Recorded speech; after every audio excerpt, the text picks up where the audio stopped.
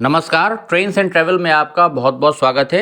आज के वीडियो में एक छोटी सी अपडेट बांकेगंज स्टेशन से, जहां पर लखीमपुर से आगे मैलानी जंक्शन की दिशा में रेल विद्युतीकरण का जो कार्य चल रहा है, उसमें आज मास्ट को यहां पर फाउंडेशंस में जो डाले गए हैं ओएचई मास्ट, उनको पक्का करके 90 डिग्री पर इरेक्ट करके तैयार किया जा रहा है। यहाँ पर आप देख सकते हैं जो ओएचई मास्ट बांकेगंज स्टेशन पर प्लेटफॉर्म्स पर डाले गए थे, वहाँ से शुरुआत की है केपीटीएल ने इनको इरेक्ट करने की 90 डिग्री पर, ताकि फिर यहाँ पर जो प्लेटफॉर्म पर मुख्य कार्य होना है क्रॉस बार्स का, उसको जल्द से जल्द शुरू किया जा सके।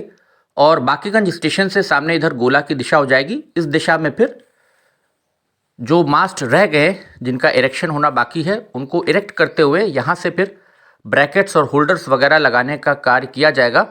और इधर आगे ये मैलानी जंक्शन की दिशा हो जाएगी, जहाँ पर अतुल बता रहे थे कि ये देखिए बांकेगंज स्टेशन का साइन बोर्ड, सामने केपीटीएल के वर्कर्स जो ओएचई मास्ट प्लेटफॉर्म नंबर 1 और 2 पर डाले गए, दोनों ही प्लेटफॉर्म पर इनका इरेक्शन जो है वो शुरू हो चुका है।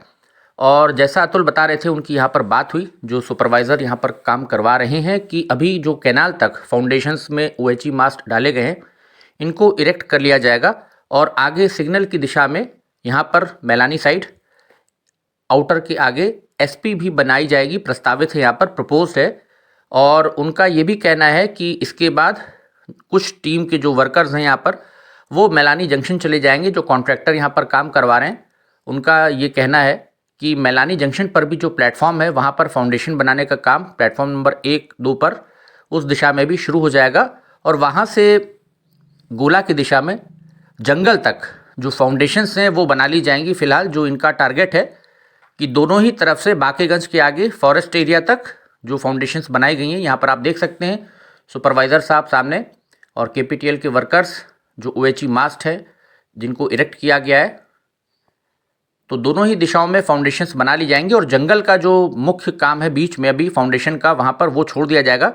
और एनओसी के बाद जब हरी झंडी मिल जाएगी तो वहाँ पर तब कार्य फिर रेल इलेक्ट्रिफिकेशन का शुरू होगा। ये है ताज़ा अपडेट बांकेगंज स्टेशन से, आप देख सकते हैं ताज़ा सूरत हाल। तो यहाँ से बांकेगंज के स्टेशन से गोला की दिशा में ओएचई जो मास्ट हैं, इनको इरेक्ट किया जा रहा है तेज़ी के साथ। और उसके बाद ब्रैकेट्स लगाए जाएंगे और उम्मीद है कि जल्दी ही वायरिंग का काम भी शुरू हो जाएगा। लखीमपुर के बाद जो आगे का सेक्शन है अब गोला की दिशा में, वहाँ पर अब विद्युतीकरण में तार खींचने का जो काम रह गया है, उसकी शुरुआत भी जल्दी ही हो जाएगी। क्योंकि खैराबाद अवध में जो ट्रैक्शन सब स्टेशन है, उसका निर्माण कार्य भी लगभग पूरा हो चुका है।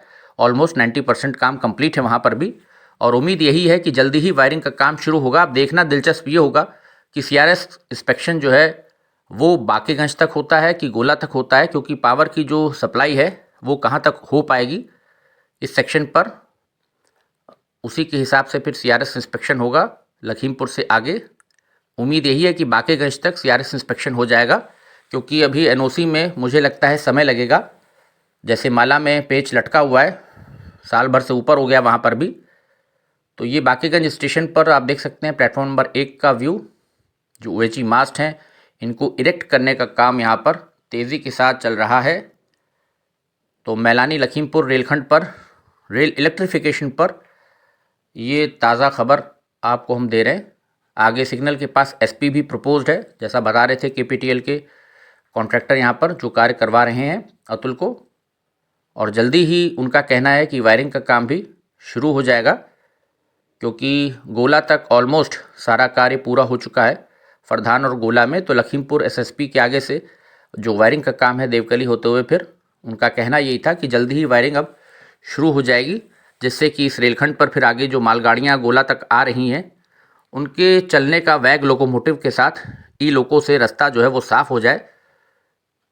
तो उम्मीद करिए मार्च के अंतिम तक या अप्रैल तक ये सेक्शन यहाँ तक इलेक्ट्रीफाइड हो जाएगा बांकेगंज तक। अप्रैल तक आप मान के चलिए कि सेक्शन बांकेगंज तक जो सारे काम है फाइनल हो जाएंगे और ये सेक्शन इलेक्ट्रीफाइड पूरी तरह से बांकेगंज तक तो हो ही जाएगा।